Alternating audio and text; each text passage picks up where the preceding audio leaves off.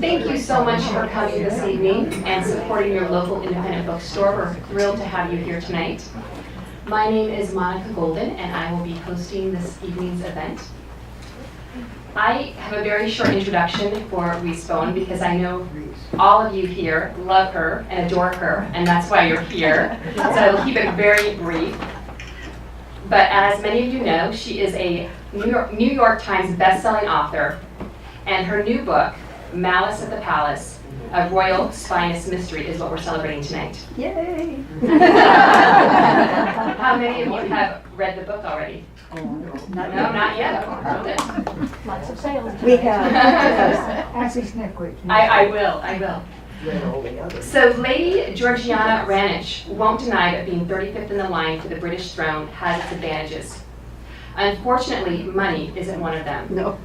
And sometimes making ends meet requires her to investigate a little royal wrongdoing. Please help me give a very warm welcome to Mrs. Rhys Bowen.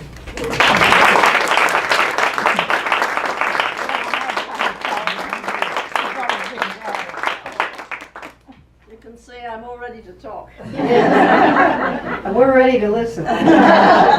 Anyway, thank you all so much for coming out. I'll try and be nicer than Donald Trump. That's all right. So this is, if my brain is not completely clear tonight, in the last week I have been to Scottsdale, to Houston, to Chicago, to Dayton, to Denver, back to here, to Petaluma and here. So, including that day in Petaluma when I started out 6 o'clock in the morning in Dayton, which is 3 o'clock our time. And then I flew into Denver, and then I caught a plane from Denver and arrived in San Francisco, and then I had to drive up to Petaluma to do an event there. So it's been a good week, and there are chairs up here still if you'd like to sit. How many of you are already familiar with Lady Georgie? Is there anybody who needs a brief recap before we start? Oh, she's a Molly person. Well, that's the next time here. So have you read the Royal Spinous ones at all? Oh, well, I will give a very brief recap because most people have, I think. My heroine is Lady Victoria Georgiana Charlotte Eugenie. At the beginning of the series, she's 34th in line to the throne.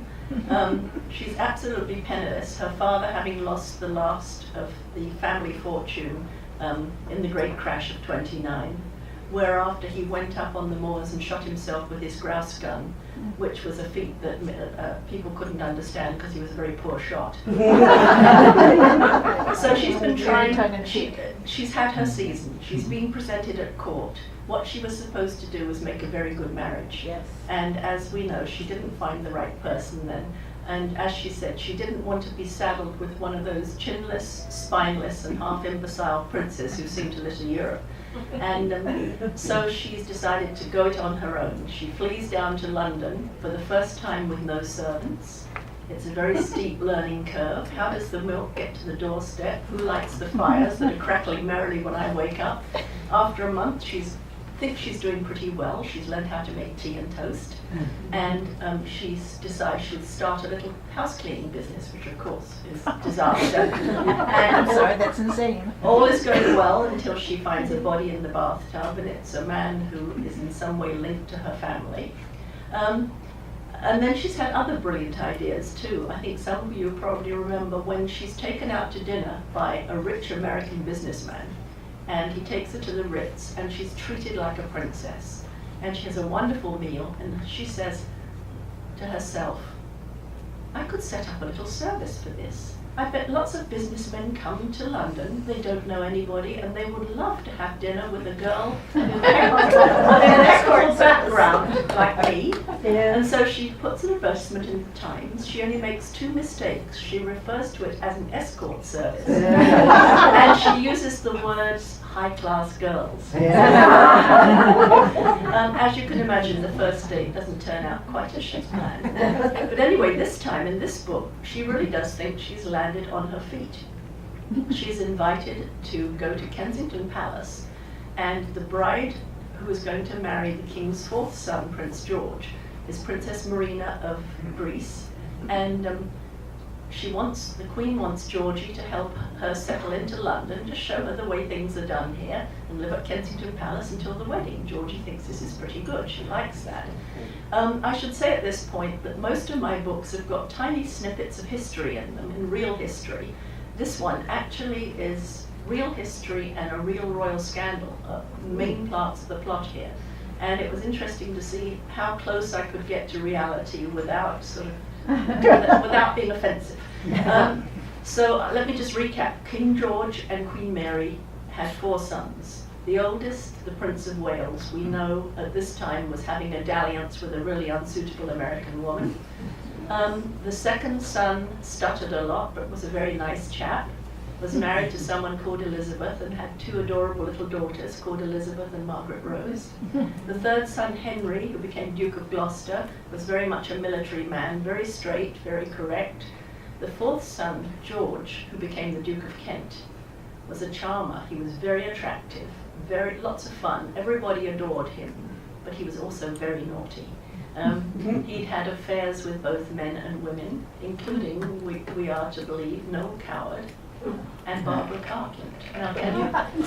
When I read that, my first thought was, why weren't her books more racy?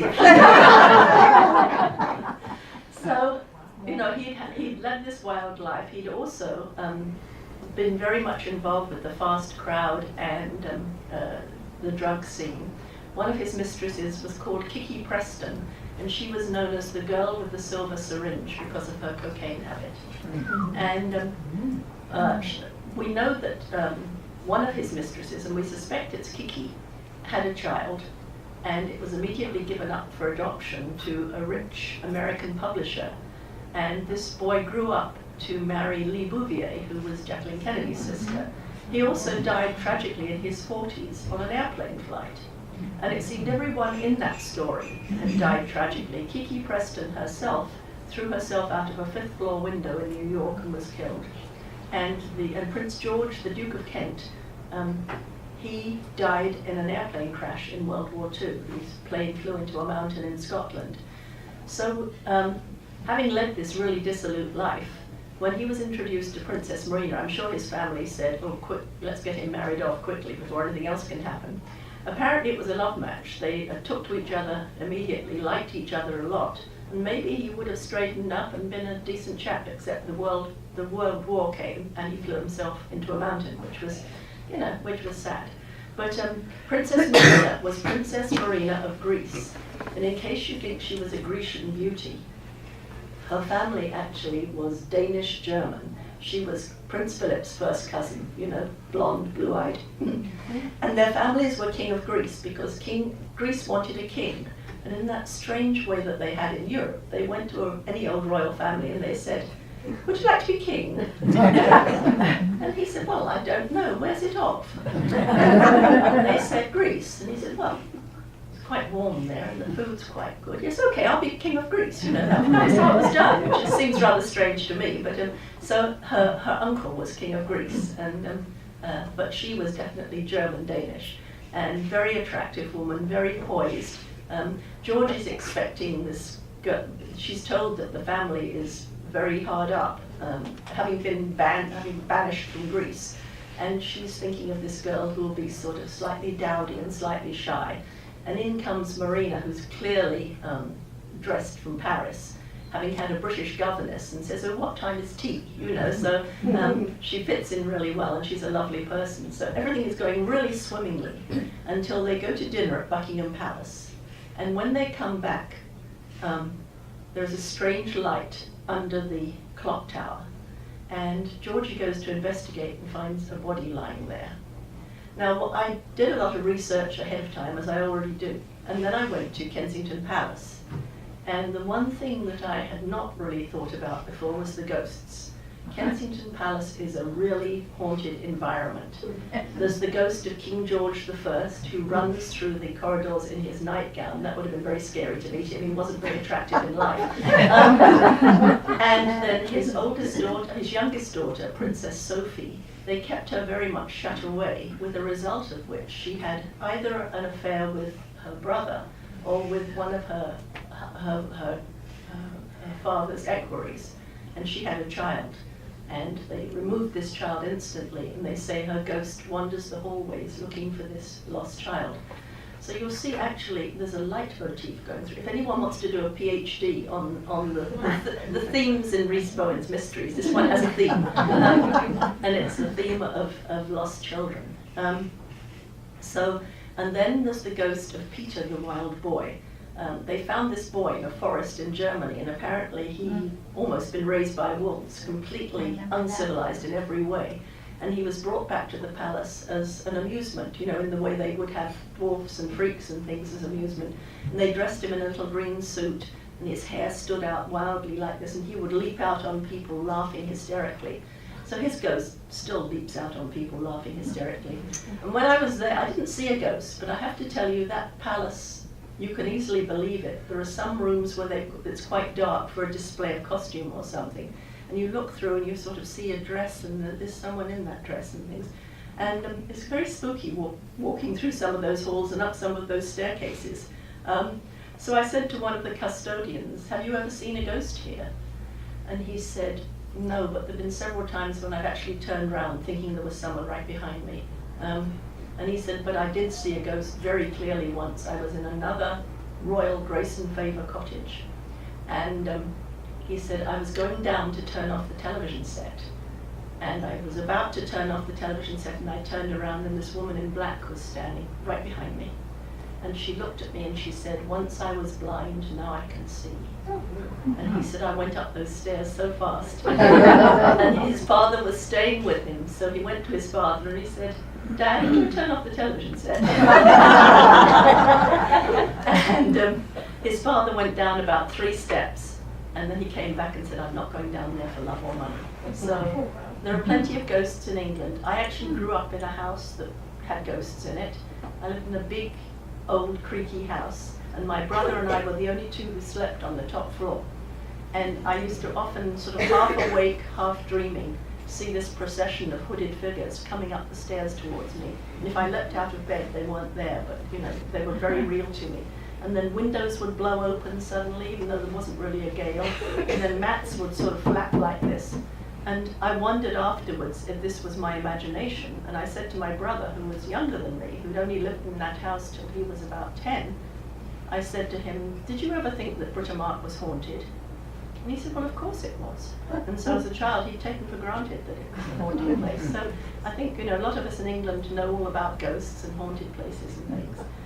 So Georgie finds this body lying with a sort of green glow around it. And first she thinks she's seen this ghostly woman before. And then she thinks, wait a minute, ghosts don't lie down. And she sees that this person has been very real until recently. And what's more, when she's identified, everybody else seems to know who she is. And she's someone who was a mistress of Prince George at some time. And of course you can see, if this got out into the papers, what an awful scandal it would be. One of his former mistresses dead in the place where his future bride is staying. It could stop the wedding, it could be an enormous embarrassment for the royal family. And so the police and the people from Scotland Yard really would like to sweep it under a rug. But Georgie she has a strong sense of justice, and she thinks we must get to the bottom of this. And they ask her to do it in a very quiet and discreet way because she's staying there. And then one of the policemen says to her, "Well, you're one of the bright young things. You must know the rest of them. You must know who this girl mixed with and who might have had a grudge against her or something, who supplied her with cocaine, etc." She said, "Well, I never knew her."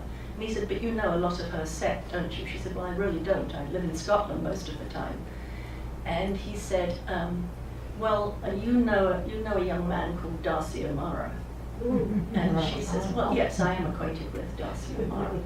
"And why do you ask?" He said, "Because that gentleman's dressing gown was found behind her bedroom door." So I can't say any more about that.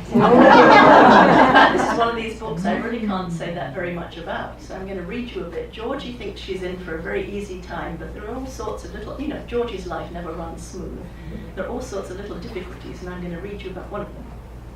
I thought you were going to tell us who she was getting married. Well, one day maybe.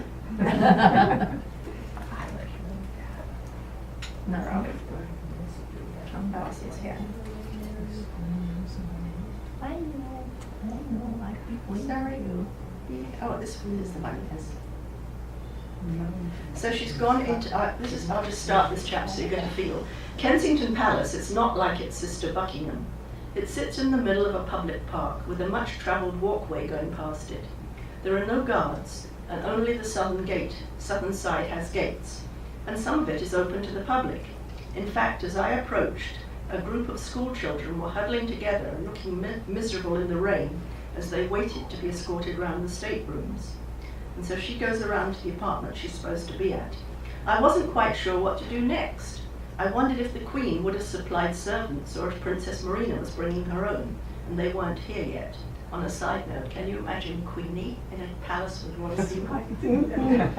I realised I should have asked to be taken to Major Beauchamp Chuff, not to have gone straight to the apartment.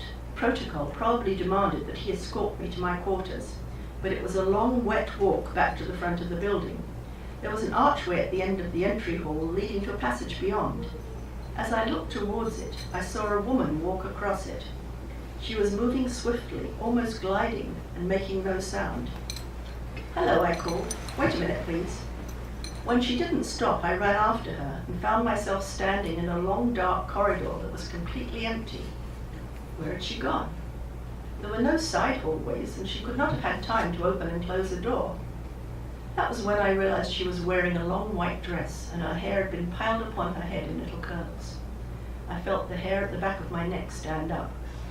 At that moment, I heard the brisk tap of feet on the marble-tiled floor, and a woman came across the foyer towards me. This one was all too solid. She was probably in her 30s, well-fed, in a wool dress that was a little too tight for her, pale-faced and with pale hair piled in an old-fashioned bun. She spotted me and bore down upon me, wagging a finger. "Ah, there you are, you naughty girl," she said in strongly accented English. "Where have you been? I have been waiting for you." I didn't realize there was a specific time for my arrival, I said, taken aback by her ferocious approach. "That is no way to address your betters," she said, giving me a haughty stare. My betters? Indignation now overtook surprise. "I'm sorry, I don't know who you are, but I rather think we must be equals, unless you're Queen Victoria reincarnated." I saw uncertainty cross her face. "Are you not the girl who was sent to bring me pickled herrings from Harrods?" I tried not to grin. "No, I'm Lady Georgiana, cousin to His Majesty," I said. "May one ask your name?" "Oh, 1,000 pardons," the woman stammered, thoroughly flustered now. "I did not expect. We were not informed His Majesty's cousin would be visiting. And I did not expect a royal person to arrive alone in such a manner." And she looked at my sodden mac and the puddle accumulating around my feet.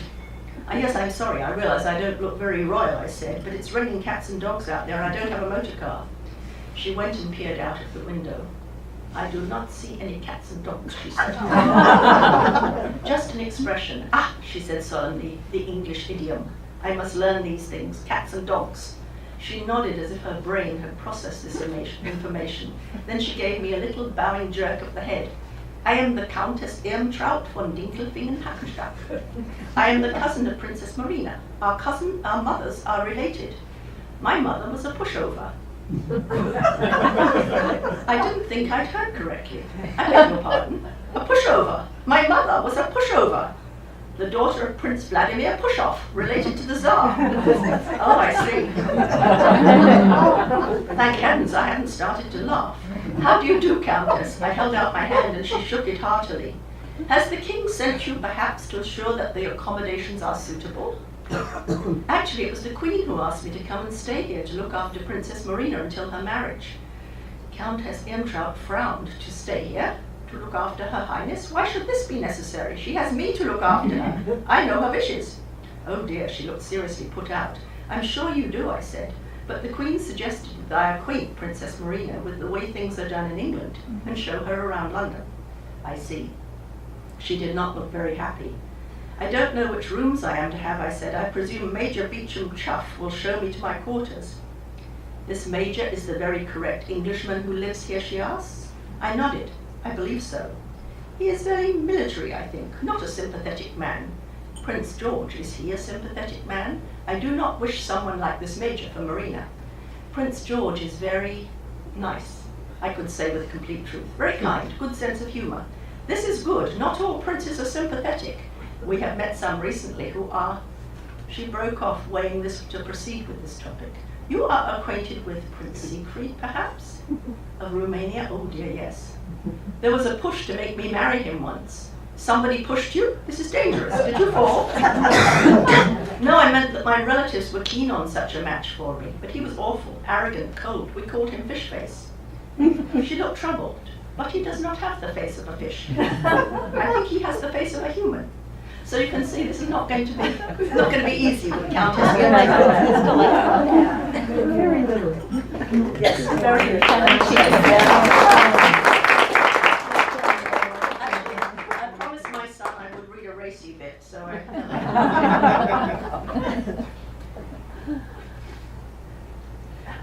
At the very beginning, Georgie is staying in Belinda's little house in London, because Belinda is still in America.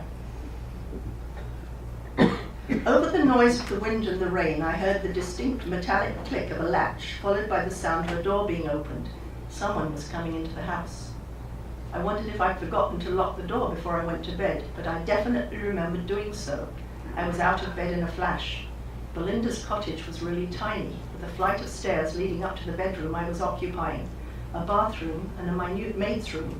I looked around desperately. There was nowhere to hide if burglars had broken in. I examined the bed, but Belinda had piled boxes and trunks under it. The wardrobe was still full of her clothes. I wondered if perhaps I could tiptoe across the hall to the box room, or better yet to the bathroom. Surely no burglar would think of looking in the bath. I opened the door cautiously and was about to peer around it when I heard the sound of low voices in the hallway down below.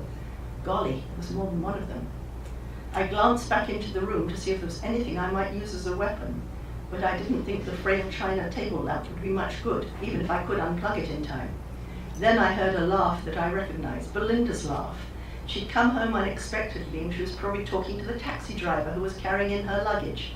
I was about to step out and greet her when I heard her say, "Toby, you're so naughty. Now stop that, at least till I have my gloves off." "I can't wait, you delectable creature," said a deep man's voice. "I'm going to rip off all your clothes, throw you down on that bed, and give you one hell of a good ravishing." Oh, stop, please. "You're certainly not going to rip anything," Belinda said, laughing again. "I happen to like my clothes, but you may undress me quickly if you like." "Good show," he said. "I've been dying to bed you since we first danced together on that ship. But too many watchful eyes. It was dash clever of you to suggest coming back here rather than a hotel. A man in my position can't be too careful, don't you know?" Toby, I thought. Sir Toby Blenchley, Cabinet Minister? I had no time to consider this, as they were now heading for the stairs. I stood behind that door in an agony of embarrassment and indecision. Surely she couldn't have forgotten that I was occupying her house, and thus her bedroom, could she? Did she really think it would be acceptable to roll in the hay with a cabinet minister while I was there? Where did she expect me to go while they were thus engaged? I sighed in exasperation. How typically Belinda. I heard her giggle and say, "My, but you are impatient, are you?" as they came up the stairs. What on earth was I going to do? Leap out on them and say, "Welcome home, Belinda, darling." Perhaps you'd forgotten that you'd lent your house to your best friend. Sir Toby wasn't in the first flush of youth. What if the surprise brought on a heart attack? On the other hand, there was no way I could cross the upstairs landing to the maid's room, and I certainly didn't want to be trapped in there listening to their hijinks. I'm not going to go on with that.